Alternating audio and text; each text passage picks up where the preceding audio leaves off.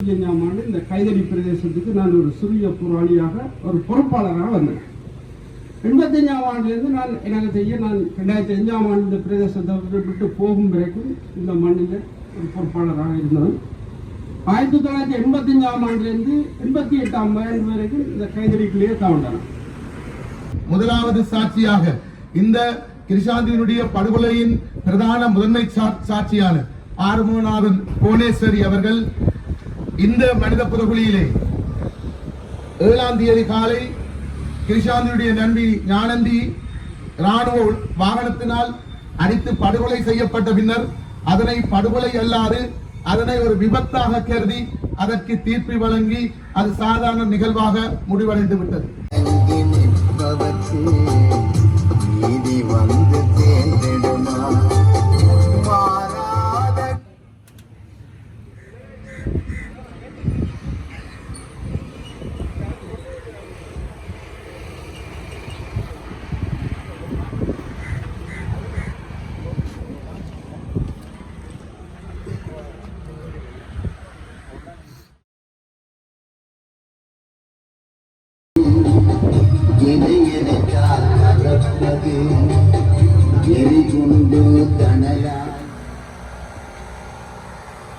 Disconnected.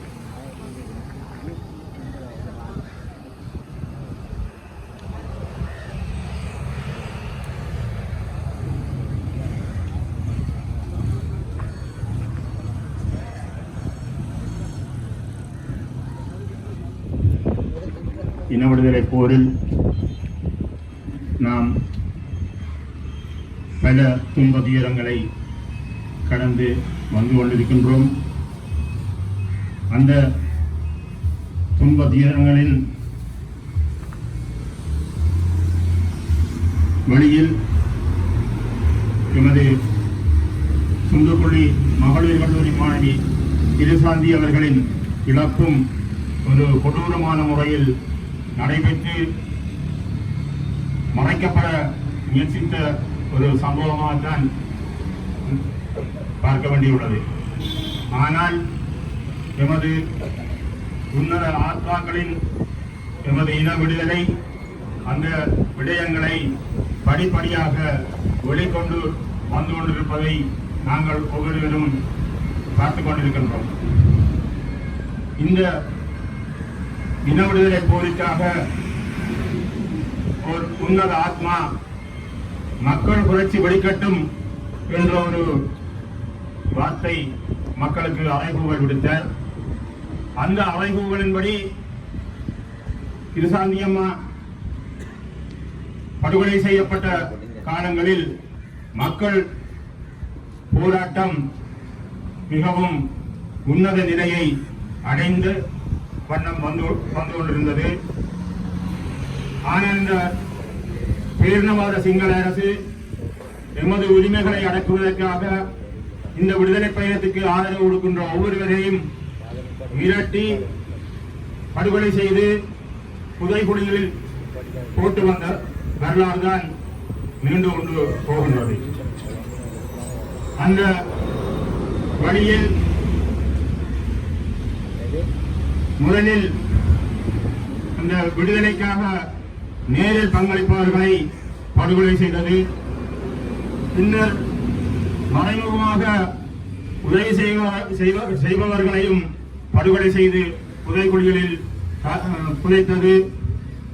இறுதியாக மக்கள் போராட்டம் என்ற ஒரு பெரும் கனதியான போராட்டம் ஆக மக்கள் போராட்டம் நடந்து கொண்டிருக்கின்ற போது எதிரியானவன் செய்வதறியாது பாடசாலை மாணவர்களையும் சாதாரண பொதுமக்களையும் வீதியால் செல்லுகின்ற அனைவரையும் புதைகுழிகளில் தள்ளுவதற்கு நடவடிக்கை மேற்கொண்டு வந்திருக்கின்றான். அந்த வகையில்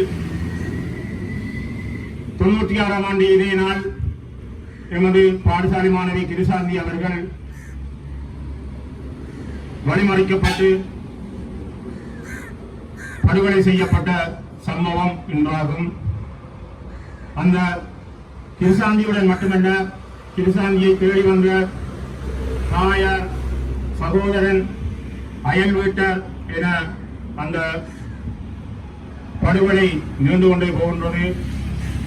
எனவே இந்த படுகொலையை நாம் இதில் நினைவுகூறுவதாக மட்டுமில்லாது அந்த மக்கள் போராட்டம் என்ற கனதியான செயற்பாட்டுக்கு நாம் மக்கள் ஒவ்வொருவரையும் உள்வாங்கி அனைவரும் ஒன்று திரண்டு இப்படியான எழுச்சியான வடிவத்தை நாம் சர்வதேசத்திற்கு காட்ட வேண்டிய ஒரு சூழ்நிலையில் இருக்கின்றோம். எனவே எமது இனத்தின் முடிவுக்காக இப்படியான நிகழ்வுகளை நாம் சர்வதேசம் பார்த்து ஒரு வெளிப்படையின் வண்ணம் எமது செயற்பாடுகளை முன்னெடுக்க வேண்டிய தேவை இருக்கின்றபடியினால் அனைவரும் இதை உணர்ந்து செயற்பட வேண்டும் என்று கேட்டு, இன்று இந்த கிருசாந்தி அம்மாவின் நினைவு நாளுக்காக பொதுச்சுடரினை கிருசாந்தி அவர்களின் சிறிய தந்தையர் ஆறுமுகநாதன் அவர்கள் ஏற்றி வைப்பார்.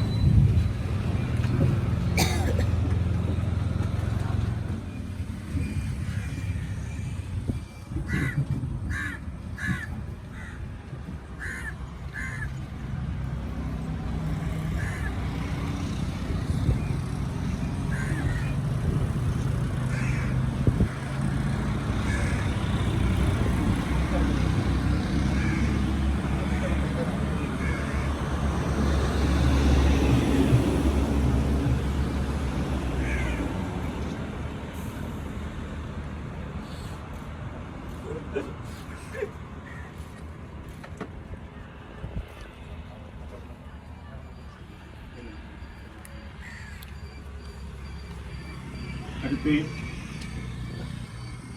கிருசாந்தி அவர்களுடன் எமது மண்ணில் தம்மை ஆகுதியாக்கிய அனைத்து உள்ளங்களுக்கும் இந்த விடுதலை பயணத்தில் தம்மை அர்ப்பணித்த தியாக சொன்னர்கள் அனைவருக்குமாக மௌன வணக்கத்தினை செலுத்துவோம்.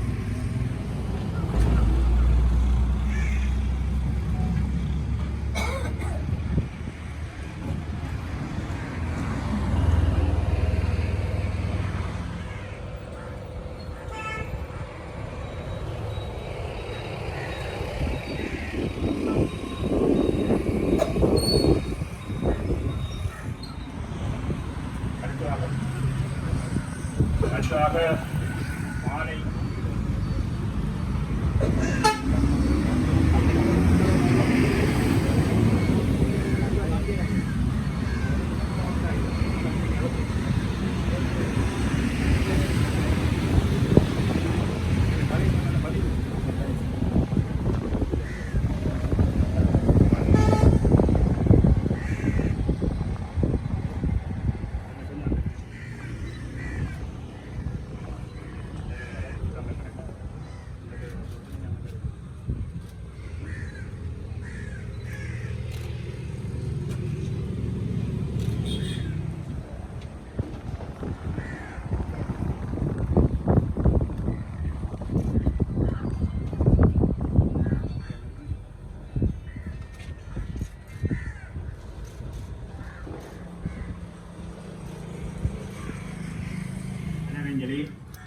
மலரஞ்சலினை காணாமலாக்கப்பட்டோர் அமைப்பின்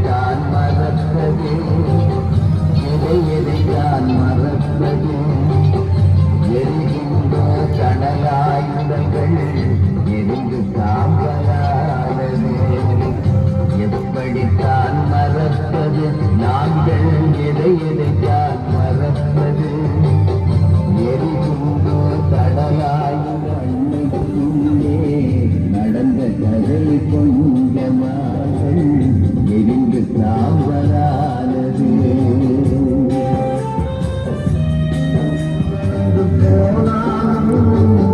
கண்ணீர் பதிகளங்கு நிற்பதற்கு நீதி வந்து கேட்டிடுமா மாறாத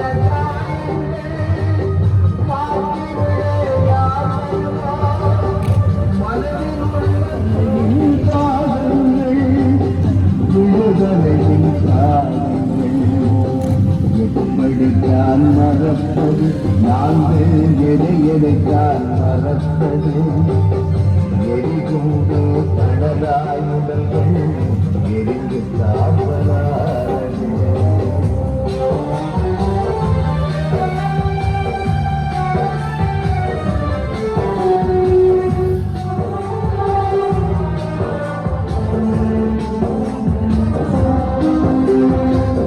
நாங்கள் வாழ்ந்த பூமியிலே மரணத்தின் மூலங்கள் நீராத வழியுடனே ஓடி போகும் காலங்கள் தாய் மண்ணே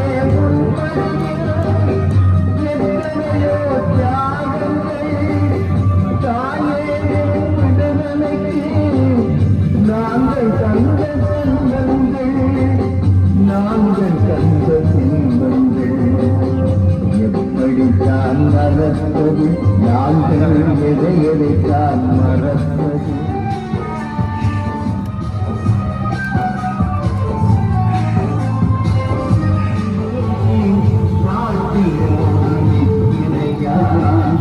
வலி சுமந்த படியே விடுதலைக்கு ஏங்கினையா மௌனமாக இருக்கிறையா சர்வதேச நீதிமான்கள் நீதி சொன்னவாருமையா நீதி சொன்னவாருமையா எப்படித்தான் மறப்பது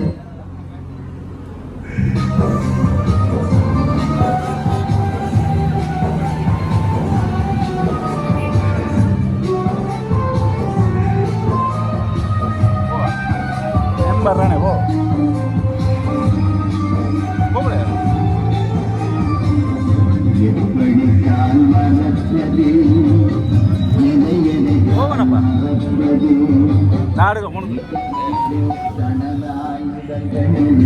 எரிந்து சாம்பலானது எப்படித்தான் மறப்பது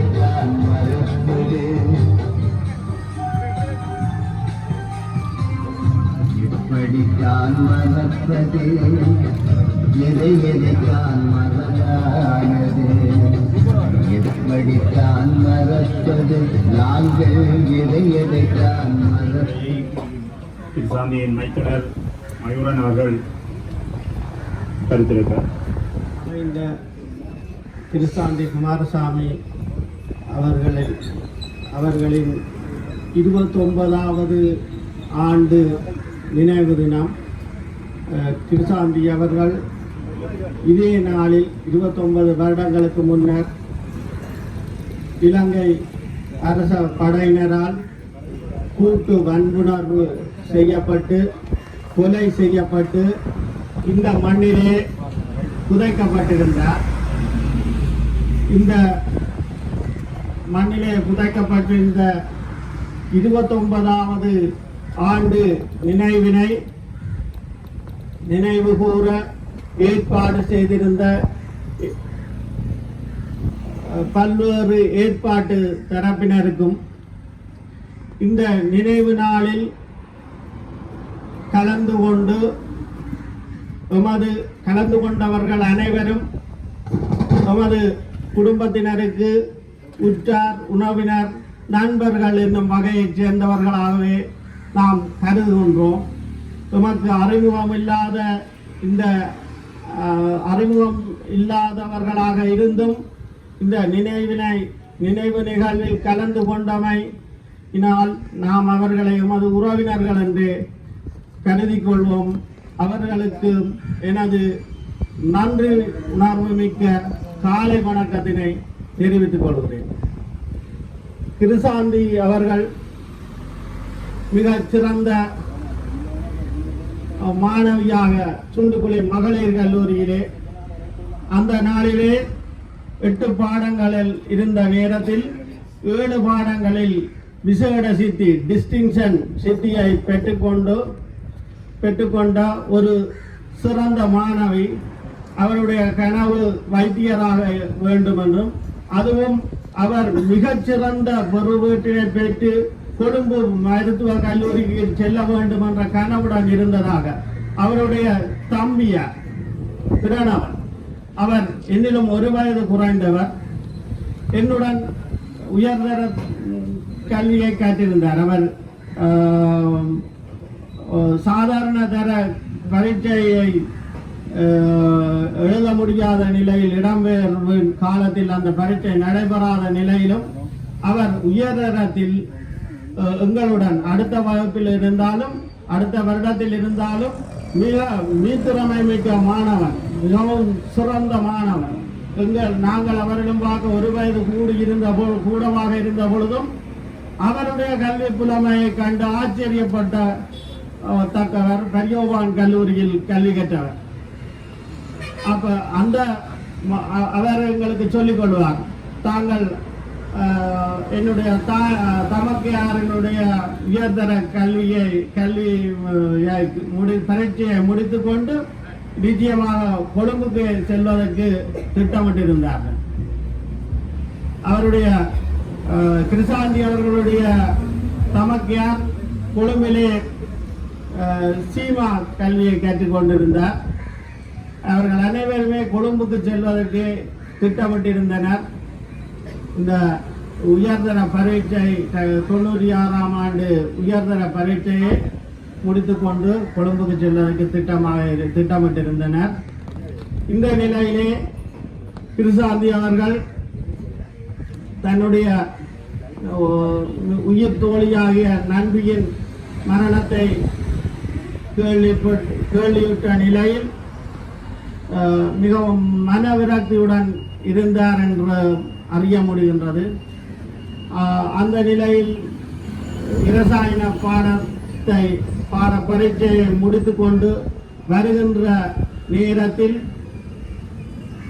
இதே நேரம் கிட்டத்தட்ட இப்பொழுது நான் உரையாற்றி கொண்டிருக்கிற இந்த நேரத்திலே தான் இந்த மண்ணில் இருந்த சோதனை சாவடியில் அவர் தடுத்து வைக்கப்பட்டு பாலியல் வன்கொடுமை செய்யப்பட்டு பல இராணுவ படையினரால் பாலியல் வன்கொடுமை செய்யப்பட்டு இறப்பின் பின்னர் அவர் புதைக்கப்பட்டிருந்ததாக சாட்சியங்களின் மூலம் அறிய தரப்பட்டிருந்தது. இந்த நிலைமையில் அவரை தேடிச் சென்ற, அதாவது பாடசாலை மாணவன் பாதுகாப்புக்கு அச்சுறுத்தல் இல்லை, பாடசாலையின் பிரதி அதிபர் மிகவும் கண்ணியமும் கட்டுப்பாடும் மிகுந்த ஒரு அதிபர் தன்னுடைய மகனையும் கூட்டிக் கொண்டு தன்னுடைய மகள் ஏன் இன்னும் காண வரவில்லை என்று இந்த இடத்திலே சோதனை சாவடியில் அவரை அவதானித்த வேறு நபர்களின் கருத்தினை எடுத்துக்கொண்டு இந்த இடத்துக்கு வந்த அவர் எங்கே இருக்கின்றார் என்று வினாவிய வேளையில் அவருடைய பாதுகாப்புக்கு இன்னும் ஒரு நண்பர் ஒருவரை கூட்டிக் கொண்டு வந்து இந்த இடத்திலே அவர்களையும் மிலேச்சத்தனமாக படுகொலை செய்யப்பட்டு இந்த நினைவு நாள் அவர்களுக்கும் உரிய நினைவு நாள். என்னை பொறுத்தவரையில் எனது நண்பனான பிரணவன் அவர்களின் இழப்பு என்று என்னுடைய உயிருள்ள வரை இது ஞாபகத்திலிருந்து அழியாது. அதே நேரத்தில் கிருசாந்தியின் தமக்கையாராகிய கிருசாந்தி அவர்கள் இந்த விடயத்தில் அதிகளவு தாக்கத்தை சுமந்தவராக மிகுந்த வலி சுமந்தவராக இந்த நாட்டை வெறுத்து இந்த அவருடைய கொள்கையின்படி இந்த நாடானது மனிதர்கள் வாழ்வதற்கு ஏற்புடைய நாடு அல்ல என்ற காரணத்தினால் இது தன்னால் மறக்கப்பட வேண்டிய விடயம் என்ற கோட்பாட்டால் இது பற்றி எந்த எவருமே இனிமேல் முயற்சிக்க கூடாது என்று எங்களுடன் உரையாடும் பொழுது கருத்து தெரிவித்திருந்தார். இந்த நாட்டை தான் மறக்கப் போகின்றேன், இது மனிதர்கள் வாழ்வதற்குரிய நாடு அல்ல, இந்த உலகத்தில் இது அவ்வாறான ஒரு நாடாகவே கருதப்படும் என்று மிக விரக்தியுடைய நிலையில் அவருடைய வங்கி கணக்கை கூட வந்து பார்ப்பதில்லை. அவ்வளவு தூரம் அவருடைய வீடு இருக்குது, அவருக்கே உரித்தான வீடு கைதடி சந்தியில இருக்கு. அதை கூட அவர் இந்த படம் கூட எனக்கு போட்டக்கூடாது, அது என்னவா இருந்தாலும் அதை பற்றி கூட என்னோட கதைக்க கூடாது, அவ்வாறு விரக்தி விட்ட ஒரு ஆளாகவே இருந்து வருகின்றார். இவ்வாறான மிகவும் பாரதூரமான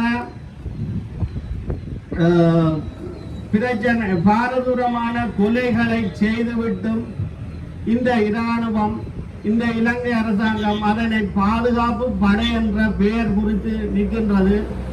இது வெட்கப்பட வேண்டியதா, வேதனைப்பட வேண்டியதா, நகைப்புக்குரியதா என்று என்னால் கருத்து தெரிவிக்க முடியாத நிலையில் உள்ளேன். இந்த நிலையில் தான் நாங்கள் வாழ்ந்து வருகின்றோம்.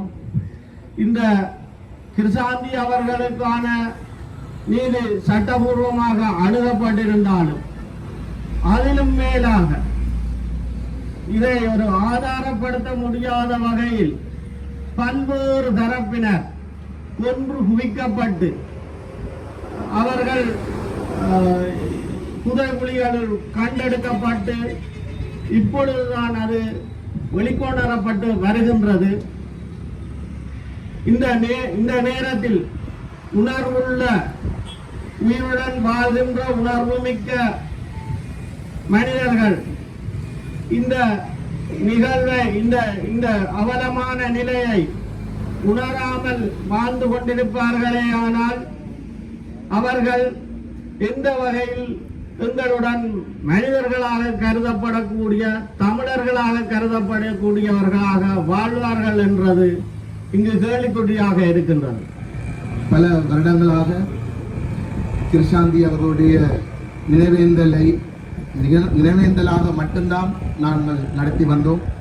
இந்த வருடம் இதை நினைவேந்தல் நிகழ்ச்சியாக நடத்த வேண்டிய கடப்பாட்டில் நாங்கள் வந்திருக்கின்றோம். ஏனென்றால் கிருஷாந்தியினுடைய படுகொலையுடன் 11 இராணுவ அதிகாரி குற்றஞ்சாட்டப்பட்டு 2 மரணித்தார்கள், ஒருவர் தப்பியோடினார், 2 பொது மன்னிப்பு என்ற அடிப்படையில் 6 பேருக்கு மட்டும்தான் அந்த மரண தண்டனை வழங்கப்பட்டது அட்பார் நீதிமன்றத்திற்கு முன்னால். ஆனால் உண்மையான பல சாட்சியங்கள் இருக்கின்றன. சில பேர் மரணித்து விட்டார்கள், சில பேர் தங்களுடைய சுயநினைவை இழந்து நிற்கின்றார்கள் என்ற அடிப்படையில் இவை அனைத்தையும் நாங்கள் ஆவணப்படுத்த வேண்டிய தேவை எம் முன்னால் இருந்தது. அதன் அடிப்படையில் தான் இந்த சாட்சியங்களையும் ஊடகவியலாளரையும் மையமாக கொண்டு இதனை ஆவணப்படுத்துவதற்காக முதல் கட்டமாக இந்த வருடம் இதனை நாங்கள் ஒரு நினைவேந்தல் நிகழ்ச்சியாக ஆரம்பித்து இருக்கின்றோம். அடுத்து வரும் ஆண்டுகளில் அதனை ஒரு ஆவணமாக இதில் வெளியிடுவோம். அவ்வாறான பல சாட்சியங்கள் இருக்கின்றன. வெளிப்படுத்தப்படாத ஒரு சில சாட்சிகளை நான் இங்கே கூற விரும்புகிறேன். முதலாவது சாட்சியாக இந்த கிருஷாந்தியினுடைய படுகொலையின் பிரதான முதன்மை சாட்சியான ஆறுமுகநாதன் புவனேஸ்வரி அவர்கள் இந்த மனித புதகுழியிலே 7ஆம் தேதி காலை கிருஷாந்தியுடைய நண்பி ஞானந்தி இராணுவ வாகனத்தினால் அடித்து படுகொலை செய்யப்பட்ட பின்னர் அதனை படுகொலை அல்லாது அதனை ஒரு விபத்தாக கருதி அதற்கு தீர்ப்பு வழங்கி அது சாதாரண நிகழ்வாக முடிவடைந்து விட்டது. அதனுடைய தொடர்ச்சியாகத்தான் கிருஷாந்தியினுடைய நண்பி அதே 7ஆம் தேதி காலை 8 மணி அளவில் புங்கங்குளம் சந்தியில் வைத்து ஞானந்தி இராணுவ வாகனத்தினால் அடித்து படுகொலை செய்யப்படுகின்றார். மதியம் 12:30 மணிக்கு இதில் கிருஷாந்தி தடுத்து நிறுத்தப்படுகின்றார். கிருஷாந்தியை தடுத்து நிறுத்துமாறு ஒரு சில பெண்களுடைய பெயர்களை குறிப்பிட்டு சோமரட்ன ராஜபக்சவிடம் ஒரு துண்டு வழங்கப்பட்டதாக சோமரட்ன ராஜபக்ச சென்ற கிழமை தன்னுடைய செய்தியை ஊடகங்களுக்கு வழங்கி இருக்கிறார். அத்துடன் குறிப்பாக குமாரசாமி ராசம்மா அவர்களும் 2:30 மணியளவில் குறித்த 2வது சோதனை சாவடிக்கு வருகிறது மீண்டும் இங்கே இருந்து ஞானந்தியினுடைய வீட்டுக்கு சென்று அங்கு கிரிசாந்தி வந்ததாக விசாரித்து மீண்டும் வந்து 1வது சோதனை சாவடியில் மீண்டும் அங்கு விசாரித்து அங்கு வைத்து கைது செய்யப்படுகின்றார். இந்த நிகழ்வை கண்கண்ட சாட்சியமான கைதடியைச் சேர்ந்த கணநாதன் இறந்து விட்டார். சாட்சியம் மறைக்கப்பட்டு விட்டது, மறந்து விட்டது. எனவே நாங்கள் ஒரு முடிவை எடுத்தோம். இன்னும் பல சாட்சியங்கள் உயிருடன் இருக்கிறார்கள். கிருசாந்தியை மட்டுமல்ல, செம்மணி படுகொலையுடன் தொடர்பட்ட பல கண்கண்ட சாட்சியங்கள், அந்த சித்திரவதைகளை அனுபவித்து இறுதி பலாலி யாழ்ப்பாணம் 512வது பிரிகேடினுடைய தலைமைச் செயலகம் 53வது படையணி, அதனை விட ராணுவ காவலர்கள் இருந்த அனைத்து பகுதியிலும் இருந்த மக்கள் சாட்சியங்கள் வழங்க தயாராக இருக்கின்றார்கள். அவர்கள் உள்ள சாட்சிகளை வழங்க தயாராக இல்லை. அதுவும் குறிப்பாக இந்த ஏனையின் வீதிக்கும் அங்கே இருக்கின்ற கொட்டுக்கிணத்துக்கும் இடைப்பட்ட இந்த வயல் பரப்பிலே முற்று முழுதாக சூனிய பகுதியாக இருந்து இந்த நிலத்திலே பல உடல்கள் அடக்கம் செய்யப்பட்டு சித்திரவதைப்படுத்தப்பட்டு படுகொலை செய்யப்பட்டவர்கள் இங்கே புதைக்கப்பட்டன. சோமரட்ன ராஜபக்ச ஜூலை மாதம் நீதிமன்றத்தில் தன்னுடைய சாட்சியை கூறி சில வாரங்கள் இந்த பாதை முற்றுமுழுதாக நிறுத்தப்பட்டு அதிநவீன ஒளி வீச்சு இயந்திரங்களை பயன்படுத்தி கனகர வாகனங்களை பயன்படுத்தி இங்கே அகழ்வு செய்து அந்த எம்புகளை எடுத்து எரித்ததாக இந்த பகுதியினுடைய வசிக்கின்ற மக்கள், கண்கண்ட மக்கள் சாட்சி சொல்ல தயாராக இருக்கின்றார்கள். இவ்வாறு பல சாட்சியங்கள் இருக்கின்றன. மணியந்தோட்டம் மனித புதர்களுடைய சாட்சிகளும் மிகவும் தெளிவாக இருக்கின்றன. அந்த இடத்தை அடையாளம் காட்டக்கூடிய சாட்சியங்களும் தற்பொழுது கிடைத்திருக்கின்றது. இலங்கை ராணுவத்தினுடைய ராணுவ தளபதியாக இருந்த முக்கிய ராணுவ தளபதியாக ஓய்வு பெற்று பின்னர் தூதுவராக பணியாற்றிய ஒரு ராணுவ தளபதியும் புங்கங்குளம் ராணுவ முகாமுக்கு 53வது படையணியின் கஜபாகு படையணியினுடைய அரியாலை நல்லூர் ஜாநகருடைய தளபதியாக கடமையாற்றி இருக்கின்றார் என்பது தற்போது கிடைத்திருக்கின்ற சான்று. இவற்றை எல்லாம் நாங்கள் ஆவணப்படுத்த வேண்டும். அதற்காகத்தான் இன்று இந்த நிகழ்வை நாங்கள் ஒழுங்கமைத்திருக்கின்றோம். ஆவணப்படுத்தி கிருஷாந்தினுடைய படுகொலைக்கு மட்டுமல்ல, செம்மணி படுகொலைக்கு மட்டுமல்ல, இங்கே இழைக்கப்பட்ட அனைத்து படுகொலைக்குமான அது மண்டதீவு வரை அது நீளுகின்றது. மண்டதீவில் கூட 58 பொதுமக்கள் கைது செய்யப்பட்டு அல்லப்பட்டி மண்டதீவு ஊடாக யாழ்ப்பாண கோட்டையை கைப்பற்றுவதற்காக மனித கேடயமாக பயன்படுத்தி ராணுவத்தின் போர் அரங்கின் முற்பகுதியில் மக்களை 3 நாள் உணவில்லாமல் கொண்டு சென்ற சாட்சியமும் இருக்கின்றன. ஆனால் இவையும் இலங்கையுடைய உள்ளக நீதி பொறிமுறைக்கு சாட்சி வழங்க தயாராக இல்லை. எனவேதான் நாங்கள் ஒரு சர்வதேச நீதி பொறிமுறையை கோருகிறோம். அது கிடைக்கின்ற போது அதற்கான சாட்சிகளை இவர்கள் மறைந்தாலும் ஆவண ரீதியாக நாங்கள் அதனை கையளிப்போம் என்று இந்த இடத்தில் கிருஷாந்தி அவர்களுக்கு நான் இதை கூறிக்கொண்டு, நிச்சயமாக இந்த நீதி கிடைக்கின்ற போதுதான் எங்களுடைய அதாவது அவர்களுடைய பூர்வீக தாயகத்திலே அவர்கள் திட்டமிட்ட அரச பயங்கரவாதத்தின் காரணமாகவும் அதே நேரத்திலே இனப்படுகொலையின் அரச கொள்கையின் காரணமாகவும் கொன்றளிக்கப்பட்ட சாட்சியங்களில் ஒன்றாக கிருஷாந்தி குமாரசாமி அவர்களுடைய இந்த மீளெழுகை காணப்படுகின்றது. அதாவது அவர் எங்களுடைய மக்களிடத்திலே இருந்து ஒரு பாடசாலை மாணவியாக தன்னுடைய கல்வியை தொடர முடியாதவராக, ஒரு பெண்ணாக தன்னுடைய மானத்தை காப்பாற்ற முடியாதவராக, இலங்கை அரசாங்கத்தினுடைய கொள்கைகளின் காரணமாக, பேரினவாத கொள்கைகளின் காரணமாக கூட்டு பாலியல் வல்லுறவுக்கு உட்பட்ட ஒரு சம்பவத்தை நாங்கள் இன்று நினைவு கூர்ந்து கொண்டிருக்கின்றோம். அடிப்படையிலே நாங்கள் இந்த இடத்திலே இந்த நாட்டிலே எங்களுக்கு எதிராக எத்தனையோ இனப்படுகொலைகள், அதே நேரத்திலே பாலியல் பலாத்காரங்கள், படுகொலைகள், சிறுவர்கள் கொன்றளிக்கப்பட்ட சம்பவங்கள், வயது வேறுபாடின்றி கொன்றளிக்கப்பட்ட சம்பவங்கள், கடத்தப்பட்டு அவர்கள் இன்றும் மீள திரும்பாத நிலைமைகள், அரசியல் கைதிகளாக வாடுகின்ற நிலைமைகள் இருந்த போதும் இந்த நாட்டினுடைய கொள்கை என்பது ஒரு இனவாத மயப்படுத்தப்பட்டதாகவும் அதே நேரத்திலே தமிழருக்கு எதிரான இனப்படுகொலைக்கான கொள்கைகளை உடையதாக காணப்படுவதன் அடிப்படையில் தான் இந்த படுகொலைகள் அனைத்தும் நடைபெற்றிருக்கின்றன. எங்களுக்கு தெரியும், இன்றைய நிலைமையில் கூட செம்மணியிலே உடலங்கள் மீட்கப்பட்டுக் கொண்டிருக்கின்றன.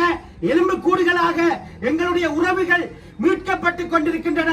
ஆனால் இவை எவற்றுக்கும் இந்த உள்நாட்டு பொறிமுறையின் வாயிலாக ஒரு பூச்சாண்டி விசாரணை ஒன்றை மேற்கொள்ள முடியும் என்று இந்த அரசாங்கமும் கூறி வருகின்றது. காலத்துக்கு காலம் ஆட்சி மாற்றங்கள் ஏற்பட்டு வந்த போதும் தமிழ் மக்களுக்கு எதிராக இழைக்கப்பட்ட அநீதிகளுக்கு இந்த நாட்டின் தேசிய கொள்கையாக எந்த விதமான நீதி தீர்வும் வழங்கப்படவில்லை, எந்த விதமான பொறுப்பு குரலும் இடம்பெறவில்லை. இந்த சம்பவம் கிருஷாந்தி குமாரசுவாமி அவர்களுடைய இந்த துப்பாக்கிய சம்பவம் இடம்பெறுகின்ற போது இன்று ஆட்சியிலே இருக்கின்ற அரசாங்கத்தின் ஜனாதிபதி அவர்களும் கூட சந்திரிகா அரசாங்கத்துடன் இணைப்பை கொண்டிருந்தார், அமைச்சரவையிலே இருந்தார். அப்படியாக பலதரப்பட்ட அதாவது ஒரு மூடு மந்திரங்களின் ஊடான விசாரணைகள் தான் இப்போது இந்த தேசத்திலே எப்போதும் தமிழருக்கு எதிரான விடயத்திலே நடந்து வருகின்றன. நீதிமன்ற தீர்ப்புகள் கூட அதாவது சிங்கள பௌத்த பேரணவாதத்துக்கு எதிராக இந்த நாட்டிலே செல்லுபடியற்றதாக இருக்கின்ற ஒரு சூழ்நிலையிலே நாங்கள் ஒரு சர்வதேச பொறிமுறையின் வாயிலாகத்தான் எங்களுக்கு இவ்வாறான மிகச்சத்தனமான மனித உரிமை மீறல்களுக்கு ஒரு தீர்வு கிடைக்கும் என்ற இனமாக தொடர்ந்து குரல் கொடுத்து வருகின்றோம். அந்த இடத்திலே தான் இந்த ஆன்மாக்கள் எங்களுடன் எழுந்து பேசிக் கொண்டிருக்கின்றன. சிந்தித்து பாருங்கள், இன்று போர் முடிந்து 16 ஆண்டுகள் ஆகின்றது. அவ்வாறான ஒரு சூழ்நிலையில் எங்களுடைய இனத்தினுடைய விடுதலைக்காக நாங்கள் இயங்கிக் கொண்டிருக்கின்ற சூழ்நிலையில் இந்த ஒவ்வொரு எங்களுடைய இனத்தில் இருந்து படுகொலை செய்யப்பட்ட ஆன்மாக்களும் இன்று எழுந்து பேசிக் கொண்டிருக்கின்றன. இவ்வாறான ஒரு சரியான சூழ்நிலையிலே நாங்கள் ஒரு சர்வதேச விசாரணையை வலியுறுத்துகின்றோம். எங்களுடைய இனத்தின் மீது மேற்கொள்ளப்பட்டது ஒரு இனப்படுகொலை என்பதை தெளிவாக எங்கும் சொல்கின்றோம். அந்த அடிப்படையில் நாங்கள் ஒரு மக்கள் திரட்சியாக கிருஷாந்தி குமாரசுவாமி உள்ளிட்ட எங்களுடைய மண்ணிலே படுகொலை செய்யப்பட்ட, பாலியல் பலாத்காரம் செய்யப்பட்ட, அதே நேரத்திலே தமிழர்கள் என்ற ஒரே காரணத்துக்காக கொன்றளிக்கப்பட்ட சகலருக்குமான நீதியை கோருவோம் என்று கூறிக்கொண்டு விடைபெறுகின்றேன். நன்றி. அவர்களுடைய இறப்புக்கு இந்த நிகழ்வில் சிறந்தாழ்த்திக் கொண்டு நான் நினைக்கிறேன் இந்த இன விடுதலை போராட்டம் நானாவிய முதற்கட்டம் கல்வி என்ற அடிப்படையில் ஒரு போராட்டத்தை ஆரம்பிக்கும். பின்னர் தரப்படுத்தல், இந்த கல்வி தரப்படுத்தல், அதுக்கு பின்னர் மொழி தொடர்பான போராட்டம், பின்னர் நிலம் தொடர்பான போராட்டம், அந்த விடுபட்ட நிலங்களை மீட்கிறதுக்கான போராட்டம், இப்படி பல்வேறு கட்ட போராட்டங்களை தாண்டி காணாமலாக்கப்பட்டவருக்கான போராட்டம்.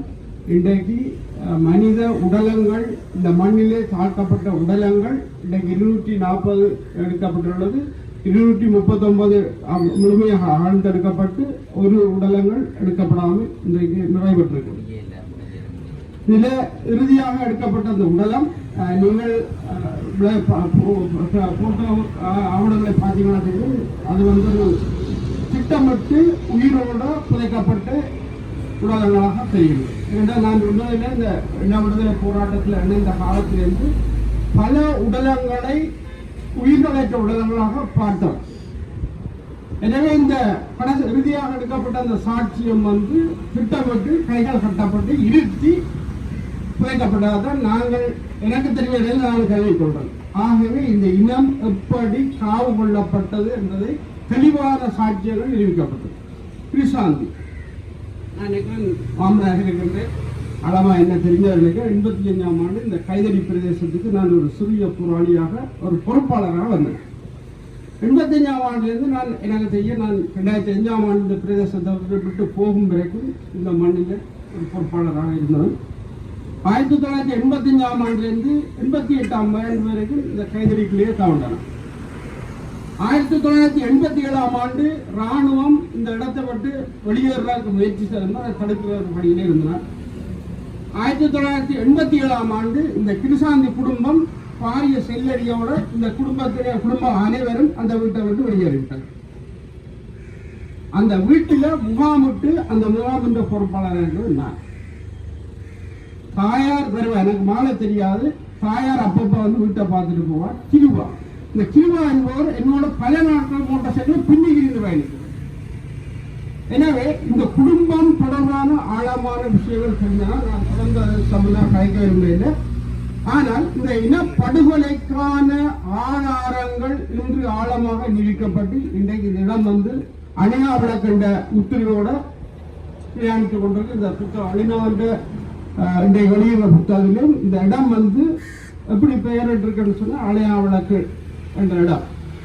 எனவே இந்த இடத்திலிருந்தே நாங்கள் அணையா விளக்காக நாங்கள் இந்த இனப்படுகொலையின் ஆதாரங்களை முழுமையாக சர்வதேசத்துக்கு கொண்டு செல்ல வேண்டிய பணிகள் எங்களுக்கு இருக்கின்றது. உண்மையிலே அதை தொடர்ந்து நாங்கள் பயணிக்க வேண்டிய தேவை இருக்கின்றது. நானும் ஒரு முயற்சி இருக்கிறேன். நான் அது தொடர்பாக வருவேன். செம்மணியும் அம்மனங்களோட நான் ஒரு கட்டத்தில் வருவேன். அதையும் ஒரு ஆதாரங்களோட வருவேன். எனவே நாங்கள் இன்றைக்கு இந்த இனப்படுகொலை சார்ந்த விடயங்களை நாங்கள் உலக நாடுகள் ரீதியாக கொண்டு நாங்கள் உலக நாடுகள் என்று சொல்லிக் கொண்டிருக்கோம். உலக நாடு இந்த பிரதிநிதி வந்து இதுல பூவை போடைக்க நான் ஆவணப்படுத்தினான்.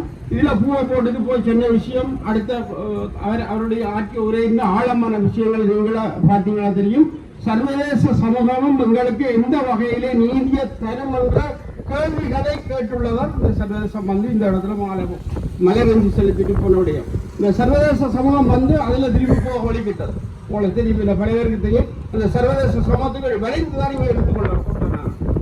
அந்த நிமிஷத்துலேருந்து அந்த இடத்துல இருந்து ஓடி வந்த நாங்கள் இதுல கொண்டு வந்தா நான் அதில் வச்சு கொடுத்தாச்சு. இதை வந்து அவர் கொண்டு போயிட்டு அடுத்த விஷயத்த அங்கே எப்படி ஆற்றினது ஊடகங்கள் வாயிலாக வந்த விஷயம். எனவே இந்த சர்வதேச சமூகம் எந்த அளவுக்கு இந்த இனத்துக்கு தீர்வை தரும் என்றதை நாங்கள் கேள்விகளாக இன்றைக்கும் வச்சிருக்கத்தான் இது நாங்கள் வந்து எல்லாத்தையும் ஆவணப்படுத்தி கொண்டே கட்டி இப்ப நாங்கள் கையெழுத்தை காத்திக்கிறோம். 1 லட்சம் 1 லட்சத்தை கொடுத்தாலும் சரி, 2 லட்சத்தை கொடுத்தாலும் சரி, இன்றைக்கு சர்வதேச நாளைக்கு ஆரம்பிக்கின்ற 5ஆம் தேதியில வந்து இலங்கை மறந்திருக்க போகுது. இல்லைன்னு இப்ப சொல்லிட்டு இல்லை, நாங்கள் அதை சர்வதேச விசாரணை போக மாட்டோம், உள்ளக விசாரணையை மட்டும்தான் எங்களுக்குரிய சொல்லியாச்சு. அப்ப நாங்கள் யார்கிட்டையும் நீதியை எதிர்பார்க்க முடியாது. நாங்கள் இப்படி தோண்டி அடுத்த மணியன் தோட்டத்தை தோண்ட வேண்டிய என்னோட மணியன் தோட்டத்தில் தண்ணியிலே இருந்து 96ஆம் ஆண்டுக்கு பிறகு வந்த குடும்பங்கள் அனைத்தும் மணியன் தோட்டத்திலே நிறுத்தப்பட்டு 15 நாள் 20 நாள் விசாரணைக்கு கொண்டாதான் இங்க குடும்பம் உங்களுக்கு விடப்பட்டது. அப்ப இப்ப நாங்கள் தோன்றது எல்லாமே அதான் இப்ப எங்களுக்கு தோன்ற உயிர்கள் உடல்கள் இந்த குழந்தை பிள்ளைக்குரிய ஆதாரங்கள் எதுவுமே இல்லை எங்கள்கிட்ட. இன்றைக்கு நான் பலர்கிட்ட பேர் வருத்த கேட்டால் ஒருவர்கிட்ட இல்லை. அவர்கிட்ட 5 இருக்கணும், இவர்கிட்ட 10 இருக்கணும். நீங்க கொல்லப்பட்டது 600 பேர், காணாமக்கப்பட்டது 600 பேர், 600 பேர் பட்டியல் இருக்கு.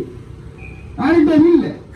இனியாவது தயவு செய்து வருடங்களுக்கு முன்னர் காப்பூத்தா உயர்தர பரீட்சை எழுதிவிட்டு வீடு திரும்பிக் கொண்டிருந்த சுண்டகுழி மகளிர் கல்லூரி மாணவி கிருசாந்தி குமாரசுவாமி அவர்கள் இந்த இடத்திலே நிலை கொண்டிருந்த சந்திரிகா அரசாங்கத்தினுடைய ஸ்ரீலங்கா ஆயுதப்படைகளால் வழிமறிக்கப்பட்டு மிக கொடூரமான முறையிலே வெள்ளுறவுக்குள்ளாக்கப்பட்டு சித்திரவதை செய்யப்பட்டு படுகொலை செய்யப்பட்டு 29 வருடங்கள் கடந்திருக்கின்ற நிலையில் அவருடைய அந்த படுகொலைக்கு காரணமானவர்கள் தண்டிக்கப்படாதது மட்டுமல்ல, அவரை தேடிச் சென்ற உறவினர்கள், அவரோடு சேர்ந்து இங்கே புதைக்கப்பட்டவர்கள், ஒட்டுமொத்தமான தமிழ் தேசத்திலே படுகொலை செய்யப்பட்டவர்களுக்கு எந்த நீதியும் இல்லாத ஒரு நிலையிலே நாங்கள் அந்த நீதிக்கான தேடலிலே இந்த 29ஆம் ஆண்டு நினைவேந்தல் நிகழ்வை நாங்கள் இந்த இடத்திலே நிகழ்த்தி கொண்டிருக்கின்றோம். இன்று இந்த சித்துப்பாத்தியிலே கட்டடப் பணிக்காக அகழ்வு மேற்கொள்ளப்பட்ட பொழுது வெளிவந்த மனித எச்சங்களை அடிப்படையாக வைத்து கிருபாகரன் அவர்கள் மேற்கொண்ட முறைப்பாட்டின் அடிப்படையில் இங்கே ஒரு அகழ்வு பணி மேற்கொள்ளப்பட்டு 240 வரையான எலும்பு கூடுகள் வெளிவந்திருக்கின்றது. இந்த எலும்பு கூடுகள் எதை காட்டுகிறது என்று சொன்னால், இங்கே எனக்கு முன்னர் கருத்துரை வழங்கிய மயூரன் அவர்கள் சொன்ன கருத்து, கிருபாகரன் அவர்கள் சொன்னது, ஈஸ்வரன் அவர்கள் சொன்னது போன்று இது ஒரு மாபெரும் இனப்படுகொலைக்கான ஒரு சர்வதேச குற்றவியல் விசாரணை ஒன்று ஆழ்ந்து கொள்ளக்கூடியதாக இருக்கும். ஆகவே இப்ப போதிய அளவு சாட்சியங்கள் தமிழர்கள் மீது சிங்கள படைகள் மேற்கொண்ட இனப்படுகொலைக்கு கையிலே சான்று பொருட்களாக உயிர் வாழும் சாட்சியங்களாகவும் மிக பெருமளவு சாட்சியங்கள் இருக்கின்றன. இப்பொழுது தேவைப்படுவதெல்லாம் தமிழினம் ஒன்றுபட்டு ஒரே குரலிலே வலியுறுத்தி இங்கே முன்னாள் போராளி குறிப்பாக 85ஆம் ஆண்டு காலப்பகுதியிலே இந்த கைதடி பகுதிக்கு பொறுப்பாக இருந்தவர் என்று ஈஸ்வரன் அவர்கள் குறிப்பிட்டிருந்தார். அவர் இங்கே தன்னுடைய உரையிலே குறிப்பிட்டது போன்று இந்த ஆணையாளர் இந்த இடத்துக்கு வந்து சென்ற பிற்பாடு அவர் வெளியிட்ட கருத்துக்கள் என்பது உண்மையிலே தமிழர்களுக்கு ஒரு நம்பிக்கையை கொடுக்கின்ற கருத்துக்களாக அமைந்திருக்கவில்லை. அவர் திரும்பிய பிற்பாடு, ஜெனீவாக்கு திரும்பிய பிற்பாடு அவர்கள் வெளியிட்ட அறிக்கை என்பதும் தமிழர்களுக்கு நம்பிக்கையை கொடுப்பதாக இருக்கவில்லை. அதற்கு பிற்பாடு இப்பொழுது வரவிருக்கிற தீர்மானத்தை ஒட்டி ஒரு முன்னகல் ஒன்று வெளியிடப்பட்டிருக்கின்றது. அந்த முன்னகலும் மீண்டும் இந்த இனப்படுகொலை செய்த அனுர அரசுக்கு ஒரு வாய்ப்பை கொடுப்பதாகத்தான் கட்டியங்கூறி நிற்கின்றது. அதற்காக நாங்கள் இந்த போராட்டங்களிலே நாங்கள் நம்பிக்கை இழந்துவிடக் கூடாது. எங்கே தவறு நடந்து கொண்டிருக்கிறது என்பதை நாங்கள் உணர்ந்து கொள்ள வேண்டும்.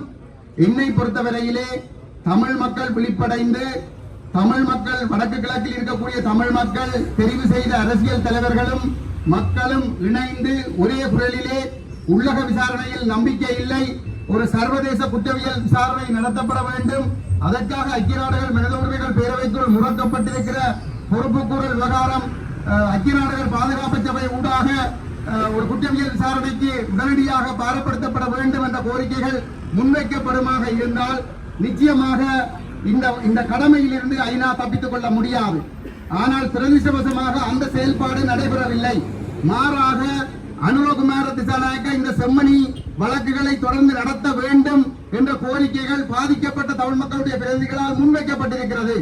அந்த அடிப்படையிலே தான் இந்த விடயங்கள் உள்ளக விசாரணைக்குள் முடக்கப்பட்டுக் கொண்டிருக்கின்றது.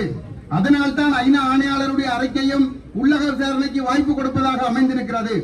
ஆகவே நாங்கள் இதில் கடந்த காலங்களை நாங்கள் மறக்க வேண்டும் என்று விரும்பினால் எதிர்காலத்திலே நாங்கள் ஒரு புள்ளியிலே சந்தித்து எல்லோரும் ஒன்றாக பயணிக்க வேண்டுமாக இருந்தால் அதற்கு ஒரு வாய்ப்பு இருக்கிறது.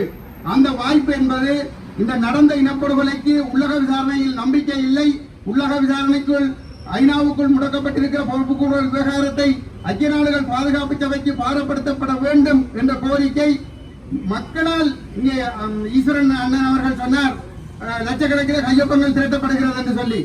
உண்மையிலே இந்த கையொப்பங்கள் எங்களுக்கு பயன் தர போகிறதா இல்லையா என்பதை எது தீர்மானிக்க போகிறது என்று சொன்னால், அனுப்பப்படுகிற இந்த மகஜரின் இறுதியிலே, அந்த மகஜருக்கு இறுதியிலே மக்கள் பிரதிநிதிகளாக வடக்கு கிழக்கில் இருந்து தெரிவு செய்யப்பட்டிருக்கக்கூடிய 19 பேரில் குறைந்தது 10 பாராளுமன்ற உறுப்பினர்களும் அந்த பாராளுமன்ற உறுப்பினர்கள் பிரதிநிதித்துவப்படுத்துகின்ற கட்சிகளுடைய தலைவர் செயலாளர்களும் கையொப்பமிட்டு அதோடு ஒரு இணைப்பாக இந்த கையொப்பங்கள் அனுப்பப்படுகிற பொழுது மாத்திரம்தான் அவை சர்வதேச சமூகத்தினால் தமிழ் மக்களுடைய கருத்தாக கொள்ளப்படும். இல்லை என்று சொன்னால் அந்த கையொப்பங்கள் ஈஸ்வரன் அண்ணே அவர்கள் சொன்னது போன்று பயன் தருமான ஒரு பெரிய கேள்விக்குறியை தான் ஏற்படுத்தும். ஆகவே அந்த முயற்சி, மக்களிடம் கையெழுத்து பெறுகின்ற முயற்சி ஒரு பெருமதியான முயற்சி. ஆனால் அந்த முயற்சிக்கு பெருமதி சேர்க்கப்பட வேண்டுமாக இருந்தால் வடக்கு கிழக்கு தமிழ் மக்களால் தெரிவு செய்யப்பட்டிருக்கிற 19 பாராளுமன்ற உறுப்பினர்களில் குறைந்தது 10 பேர் அந்த கடிதத்தின் முடிவிலே கையொப்பமிட வேண்டும். உள்ளக விசாரணையை நிராகாரம் இருப்பதில் எந்த பயனும் இல்லை என்பதனை குறிப்பிட்டு சர்வதேச ஐநா பாதுகாப்பு சபை ஊடாக சர்வதேச குற்றவியல் நீதிமன்றத்துக்கு அல்லது சர்வதேச விசாரணை ஒன்றுக்குரிய நடவடிக்கைகள் மேற்கொள்ளப்பட வேண்டும் என்பதை வலியுறுத்துவதாக எழுதப்படுகிற அந்த கடிதத்திலே இந்த கையொப்பங்கள் இருந்தால் மாத்திரம்தான் இதற்கு ஒரு பெறுமதி இருக்கும். இல்லை என்று சொன்னால் என்ன நடைபெறும் என்பதற்கு ஈஸ்வரன் அண்ணன் அவர்கள் எழுப்பிய கேள்விதான் எல்லோருடைய மனங்களிலும் எழும். நான் ஏன் இதனை குறிப்பிடுகிறேன் என்று சொன்னால், மக்கள் நினைக்கிறார்கள் நாங்கள் 75 வருடங்களாக போராடி இருக்கிறோம், பயனில்லை. போருக்கு பின்னர் 15 வருடங்களாக போராடி இருக்கிறோம், பயனில்லை. அப்படி அல்ல. நாங்கள் சரியான கோரிக்கைகளை வைத்து போராடி இருக்கிறோமா? அந்த கோரிக்கைகளை சரியாக வைத்து போராடி இருக்கிறோம். ஆனால் அந்த கோரிக்கைகளை வைக்க வேண்டியவர்கள் வைக்க வேண்டிய இடங்களில் சரியாக வைத்திருக்கிறார்களா என்கின்ற ஒரு கேள்வி இருக்கின்றது. ஆகவே இன்று இந்த 1 லட்சமோ 1.5 லட்சம் கையெழுத்து பெறுகின்ற போராட்டம் ஒரு பெருமதியான போராட்டம்.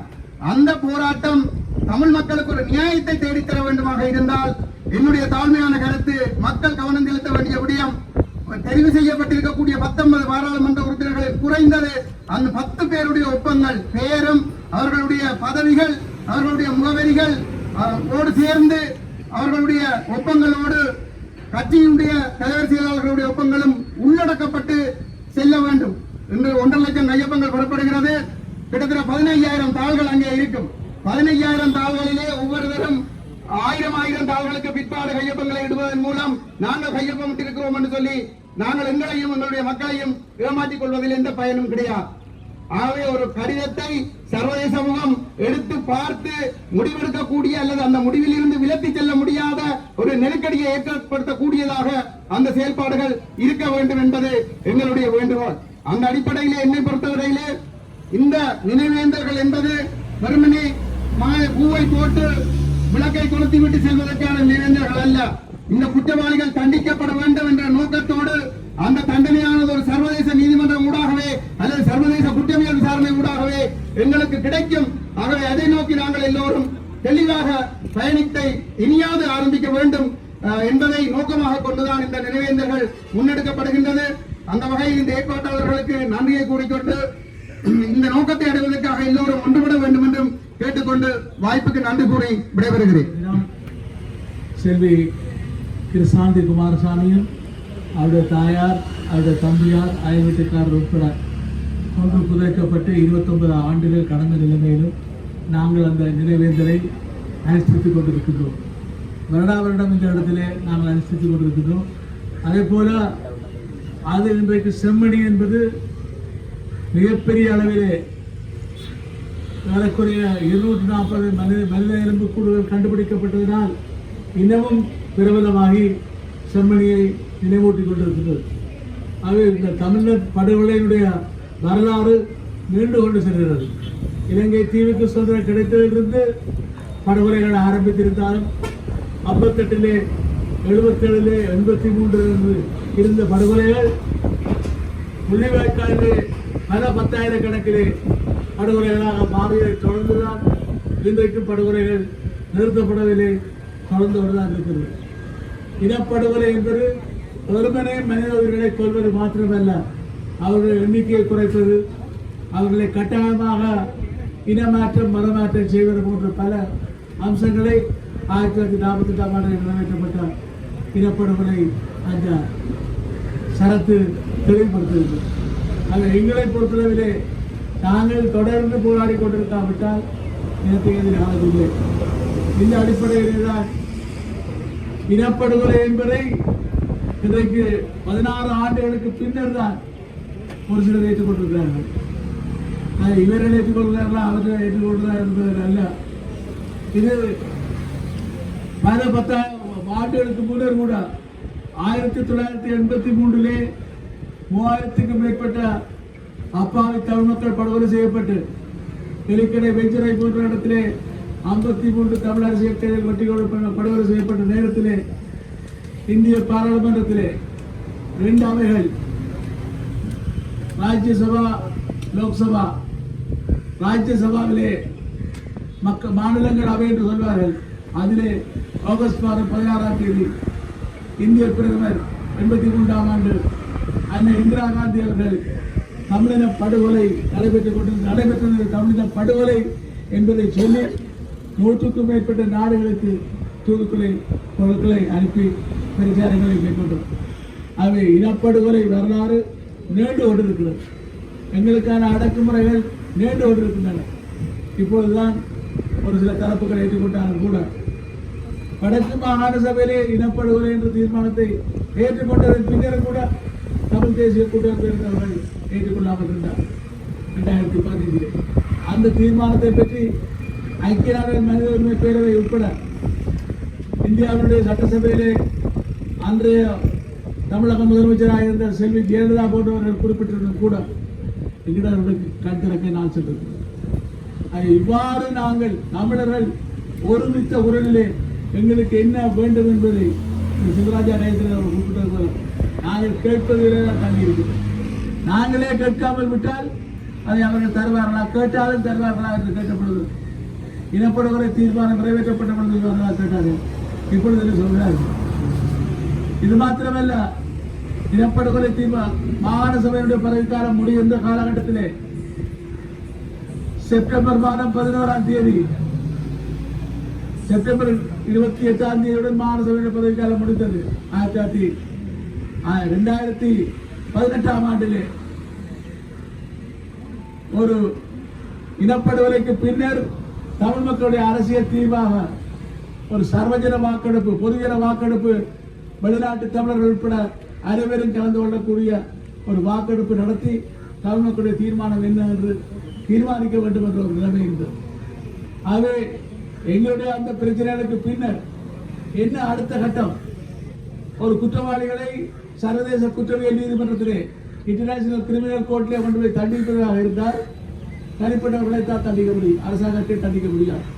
அதுக்குத்தான் நாங்கள் கேட்கின்றோம், ICJ, International Court of Justice, சர்வதேச குற்றவியல் நீதிமன்றத்துக்கான நீதி தீர்ப்பாயம் போல அது நாடுகளைத்தான் அங்கே விசாரிக்க முடியும். ஒரு நாடு தான் அங்கே வழக்கை கொண்டு செல்ல முடியும். அது இவ்வாறு எங்களுடைய பிரச்சனைகளை பன்முகப்படுத்தப்பட்டு சர்வதேச குற்றவியல் நீதிமன்றத்தில் கொண்டு செல்வதற்கு ரோம் உடன்படிக்கையில் இலங்கை கையெழுத்திடவில்லை. அதை பாதுகாப்பு சபை ஊடாக கொண்டு செல்லப்பட வேண்டும். அதை பாதுகாப்பு சபையிலே சில நாடுகள் வீட்டோ பண்ணினால் ரத்த அதிகாரத்தை பாவித்தால் எதுவும் செய்ய முடியாது. அது இவ்வாறான சூழ்நிலை நெருக்கடிகளுக்கு மத்தியிலே தான் ஐக்கிய நாடுகள் மனித உரிமை பேரவையை பார்த்து எங்களுக்கு ஒரு ரெமடியல் ஜஸ்டிஸ், ஒரு ஈடுசை நீதி ஒன்று கிடைக்க வேண்டும். இவ்வளவு பேர் படுகொலை செய்யப்பட்டது பின்னர் நாங்கள் வெறுமனே அதைத்தான் இதைத்தான் கையேந்தி கொண்டிருக்க முடியாது. அது எங்களுடைய மக்களுடைய சுயநிர்ணய உரிமையின் அடிப்படையிலே தீர்மானிக்கப்பட வேண்டும். அதே போல இங்கே எங்களுடைய ராஜ்யத்தை தமிழுடைய ராஜ்யத்தை போர்த்துகீசர் ஒல்லாந்தர் ஆங்கிலேயர் வருவதற்கு முன்னர் இருந்த ராஜ்யங்களை எங்களுடைய சம்பளத்துடன் எடுத்துக்கொள்ளவில்லை.